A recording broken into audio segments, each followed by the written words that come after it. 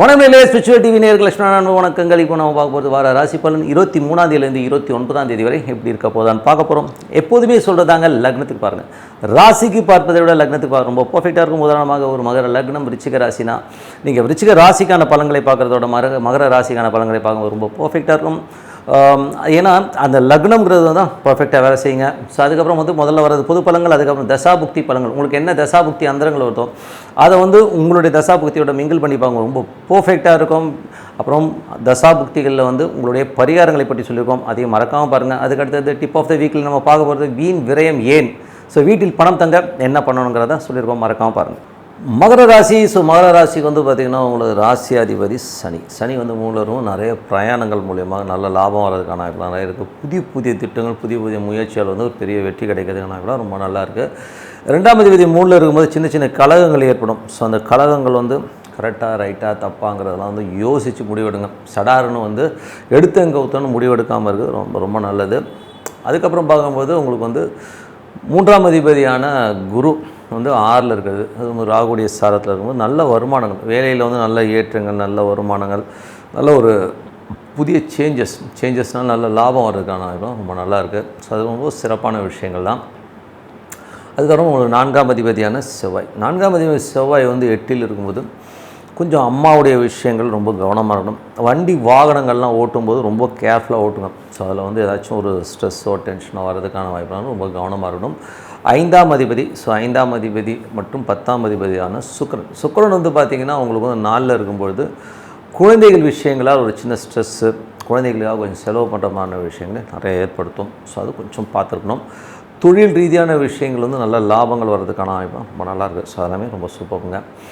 அதுக்கப்புறம் பார்க்கும்போது உங்களுக்கு 6ஆம் அதிபதி புதன் ஆட்சி பலத்தோடு இருக்கும்போது வேலையில் நல்ல ஏற்றங்கள், சம்பள உயர்வு, ஒரு பெரிய ஒரு முன்னேற்றம் கிடைக்கிறதுக்கான வாய்ப்புலாம் நிறைய இருக்குது.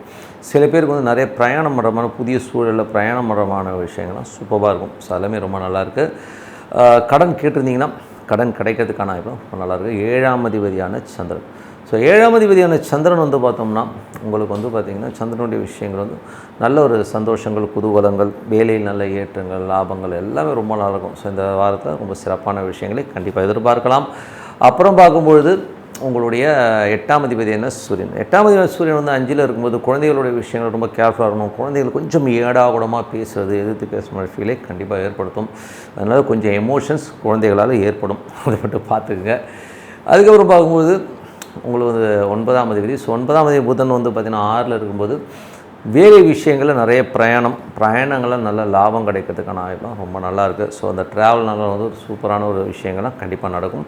10ஆம் அதிபதியான சுக்கிரன். 10ஆம் அதிபதியான சுக்கிரன் பார்த்திங்கன்னா உங்களுக்கு சுக்கிரன் சிறப்பான பலன். கொஞ்சம் என்ன சொல்கிறது, கொஞ்சம் ஒரு அப்பா சார்ந்த உறவுகளில் மட்டும் பார்த்திங்கன்னா கொஞ்சம் ஸ்ட்ரெஸ் ஏற்படும். ஏன்னா அந்த 9க்கு சுக்கிரன் 8ல் கொஞ்சம் ஸ்ட்ரெஸ்ஸை ஏற்படுத்தும். இருந்தாலும் கொஞ்சம் கவனமாக இருக்கும். தொழிலில் கொஞ்சம் கடன்லாம் வாங்கணுன்னா கொஞ்சம் அகலக்கால் வைக்காமல் இருக்கிறது ரொம்ப ரொம்ப நல்லது. ஸோ இதெல்லாம் கொஞ்சம் பார்த்து நடந்துக்கணும்.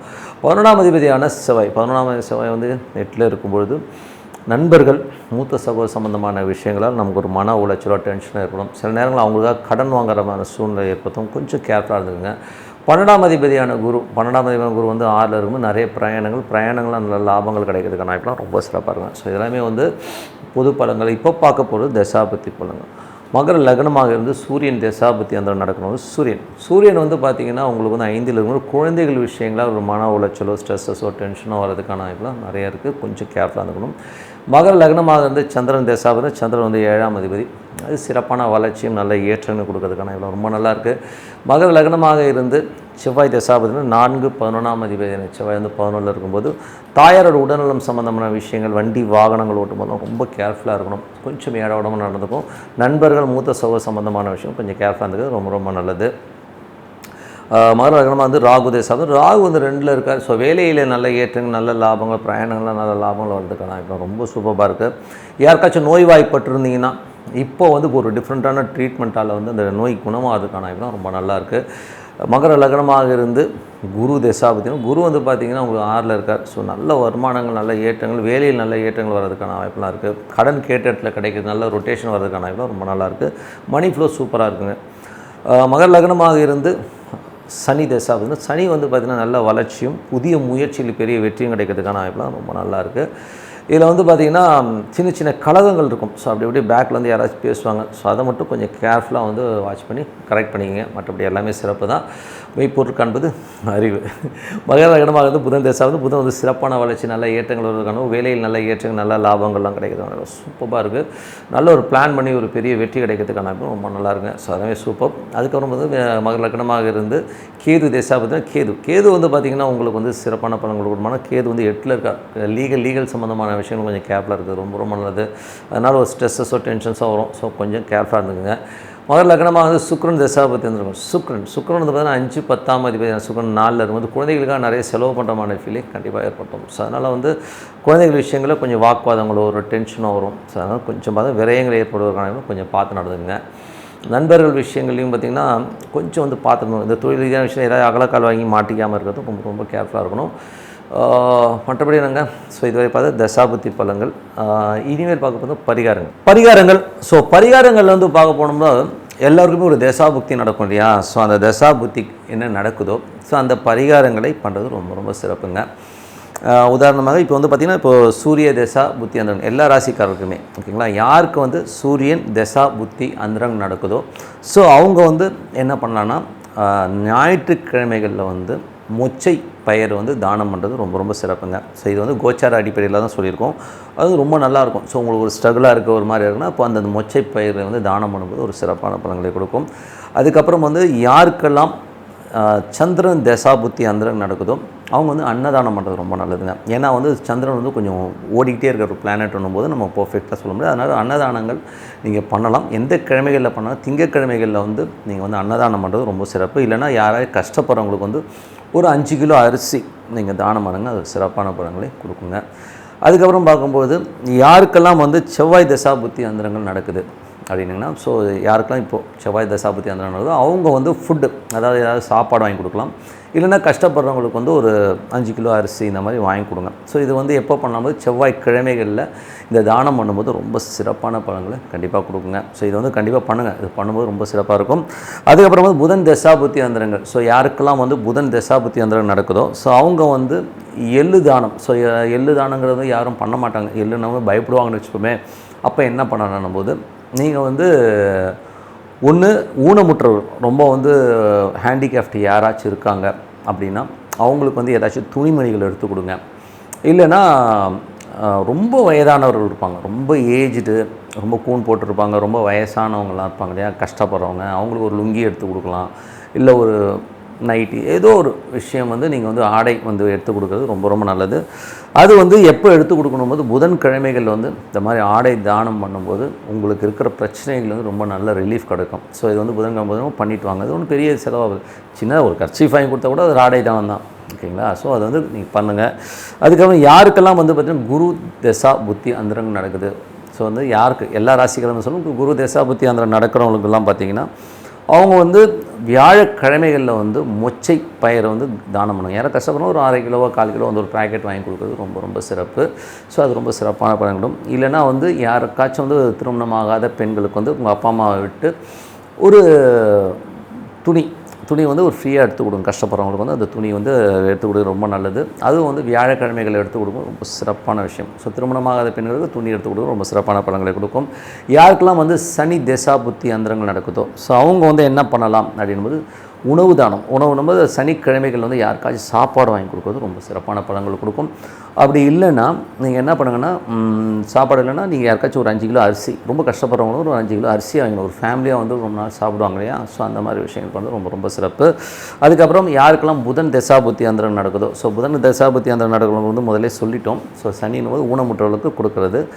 அதுக்கப்புறம் பார்க்கும்போது யாருக்கெல்லாம் கேது தசாபுத்தி அந்தரம் நடக்குதோ ஸோ அவங்க வந்து என்ன பண்ணணும் அப்படின்னும்போது வந்து பச்சைப்பயிறு தானம் பண்ணுறது ரொம்ப நல்லதுங்க. ஸோ பச்சைப்பயிறு தானம் பண்ணலாம்.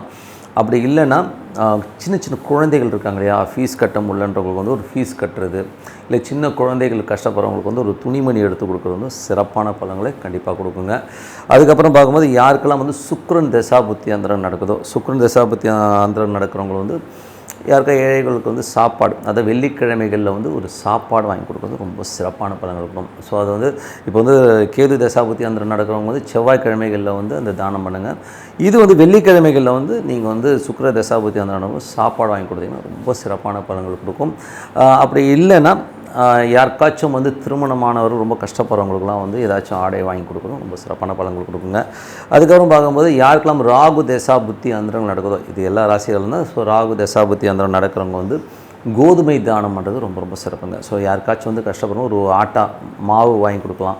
இதுதான் ஆட்டா பேக்கெட் விற்கிது, 1/2 kg 1 kg வந்து யாருக்காச்சும் தானம். இது வந்து ஞாயிற்றுக்கிழமைகளில் பண்ணும்போது ரொம்ப சிறப்பாக இருக்குங்க. ஸோ ஞாயிற்றுக்கிழமைகளையும் பண்ணலாம், சனிக்கிழமையிலும் பண்ணலாம். பட் எனக்கு வந்து சனிக்கிழமைகள் ரொம்ப சிறப்பாக இருக்குங்க. ஸோ இது வந்து பண்ணிவிட்டு வாங்க, ரொம்ப சிறப்பான பலன்களை கண்டிப்பாக எதிர்பார்க்குங்க. ஸோ இது வந்து ரொம்ப நல்லா ஒர்க் ஆகும். ஸோ இதுவரை பார்த்தது வந்து பரிகாரங்கள். இப்போ பார்க்க வந்து tip of the week. So tip of the வீக்கில் வந்து பார்த்திங்கன்னா எப்போதுமே எல்லோருமே சொல்கிற ஒரு விஷயம் என்னென்னா, எனக்கு காசு தங்கவே மாட்டேங்குது, எங்கள் வீட்டில் வந்து காசே நிற்க மாட்டேங்குது அப்படின்னு சொல்லிட்டு நிறைய பேர் வந்து புலம்புறதை பார்த்துருப்போம். ஸோ அந்த மாதிரி அமைப்பு யாருக்கு இருக்கும் முதல்ல அதை தெரிஞ்சுப்போம். சூரியன் கேது தொடர்பு இருக்கும், அதே மாதிரி சந்திரன் கேது, அதாவது சூரியன் நின்ற நட்சத்திரம் கேதுவாக இருக்கலாம், ராகுவாக இருக்கலாம். சந்திரன் நின்ற நட்சத்திரம் கேதுவாக இருக்கலாம், ராகுலாம் இல்லை, ரெண்டுமே சந்திரன் ராகு கேது இல்லை சூரியன் ராகு கேது, இந்த மாதிரி ஒரு தொடர்பில் இருக்கிறவர்களுடைய ஜாதகங்களில் வந்து டெய்லி சம்பாதிக்கிறத அன்றைக்கே விட்டுருவாங்க, சும்மா டப்பன்னு போய்கிட்டே இருக்கும். ஸோ இது வந்து நம்ம வந்து மாற்றவே முடியாது. ஸோ அந்த மாதிரி ஒரு காலகட்டம் நிறைய ஜாதகங்கள் இருக்கும். ஸோ அவங்களால வந்து சேமிப்புங்கிறது நீங்கள் சம்பாதிச்சேன் சார் நீங்கள் இப்போ டப்பன்னு போயிட்டே இருக்குன்றதை வந்து பார்க்க முடியும். அதே மாதிரி வந்து குரு ராகு குரு கேது தொடர்பு இருக்கிற ஜாதகங்கள், ஸோ அதை வந்து பார்த்தீங்கன்னா நட்சத்திரமாக வரலாம், இல்லை ரெண்டுமே ஒன்றா சேர்ந்து வர ஜாதகங்கள்லையும் பார்த்திங்கன்னா பணம் வந்து சேர்த்து வைக்கவே முடியாது. அவங்களுக்கு வந்து பார்த்தீங்கன்னா குரு ராகு குரு கேது இருக்கவங்களுக்கு பார்த்திங்கன்னா ஒரு ரொம்ப வருஷமாக ஒரு 4-5 வருஷமாக சேர்த்து வச்சேன் சார், 2-3 வருஷமாக கொஞ்சம் கொஞ்சமாக சேர்த்து வச்சேன், பட்டுன்னு பார்த்தீங்கன்னா ஒரே நாள் 2 நாளில் அந்த மொத்த காசுமே டக்குன்னு காலியாகும். ஸோ அந்த மாதிரி ஒரு அமைப்பு வந்து இந்த ஒரு காம்பினேஷன்ஸுக்கு இருக்குது.